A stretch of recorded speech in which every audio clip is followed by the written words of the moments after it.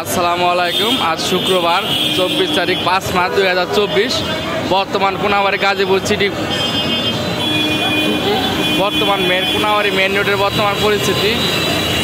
আসি বর্তমান আমরা রনু মার্কেটের সামনে। এ হলো অবস্থা বর্তমান, রাত 8টা বাজে মাত্র। এ হলো অবস্থা বর্তমান কোনাবাড়ির অবস্থা। এই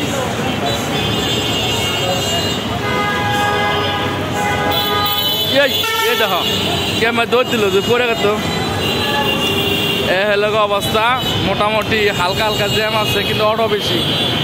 অটোর জন্য অটো গো শেখ হাসিনা মা ওই পার দিছে, অটো পার দেওয়ার পরে এই অবস্থা। এ হলো অবস্থা কোনাবাড়ির অবস্থা। এই শেখ হাসিনা মা ওই অটো পার দেওয়ার কারণে যে বর্তমান কোনাবাড়ি অটোর পরিস্থিতি।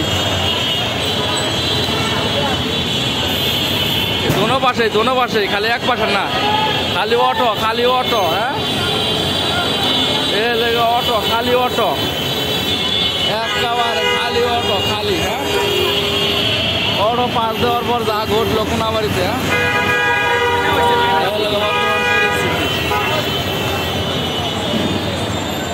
যাই হোক, ভালো থাকবেন, সুস্থ থাকবেন সবাইকে। আসসালামু আলাইকুম।